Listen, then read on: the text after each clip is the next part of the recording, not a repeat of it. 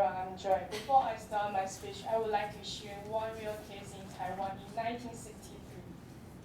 Xiaoming Wang, a senior high school student in Zhongshan Girls High School, got hit by the taxi when she went to school. After that, she became a brain dead person. Her parents never gave up until they died. Her mother once made a proposal to President Lee about legalizing euthanasia, but eventually, finally, Wang, age 64, died in 2010, and she had lain on bed for 47 years. We have all known that human beings have the right to do almost everything. We choose to continue being a student or choose to become a worker after compulsory education. We also choose to enter into what we like, what we choose to in college. So why can't we choose to end our lives with dignity? If your loved ones suffer from a terrible illness, would you prefer to see him or her lie on the bed for endless day like one? So why can't we choose death for the betterment of people we love? So today I'm here to convince you that the euthanasia should be legalized.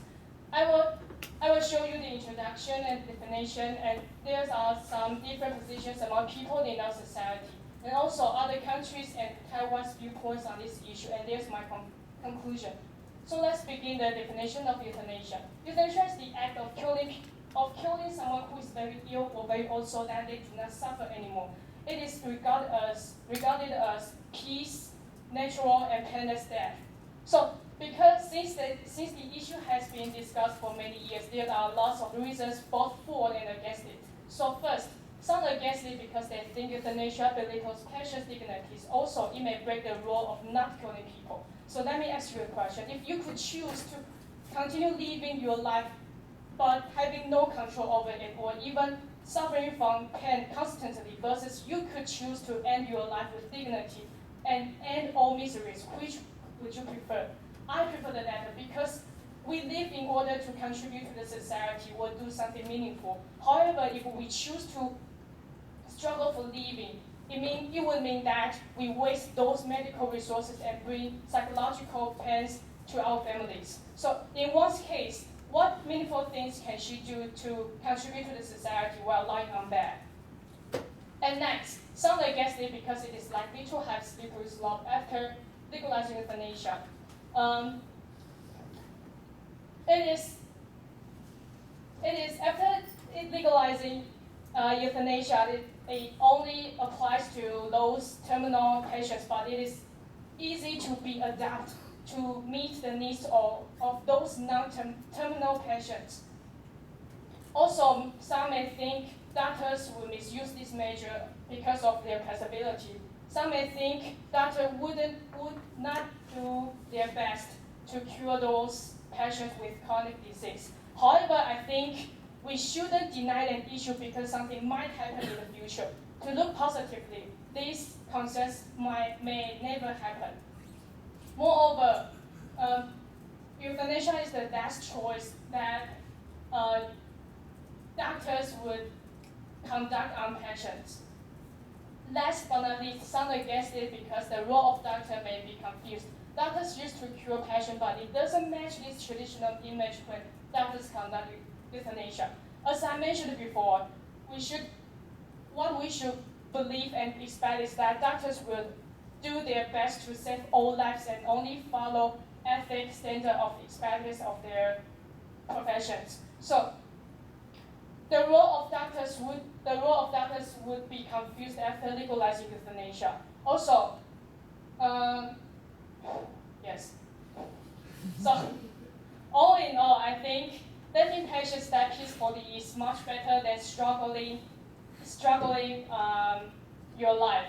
So also we have to respect those terminal patients' decisions on choosing when to die and how to die. By doing euthanasia, we can alleviate patients' pain and also give them a choice to die peacefully. And the last one, I think having them endure the pain and torture is rather inhumane for those patients. So let's see other countries' viewpoints on this issue. Take a look at the Netherlands, where the first countries legalized euthanasia in the whole world. Only when patients are suffering from extremely painful disease which are less likely to cure, legal, medical, and ethical experts discuss the condition with another doctor to conduct euthanasia under patient application. And Belgium, a patient who has clear consciousness could ask doctors to conduct on him or her while doctors should finish the application form and also fully discuss with other doctors. However, in Taiwan, doctors would commit assisted suicide crime if they conduct euthanasia, whether it is under patient and family's approval or not. In 2002, although we finally passed the hospice palliative care regulation, it only confined to legalization of passive euthanasia. So we need to have more complete regulation on this issue. I also asked 30 students who are majored in medicine in Changde University about their answers to support legalizing euthanasia, whether to support legalizing euthanasia or not. I got 25 students are in favor of it, and only 5 students are against it.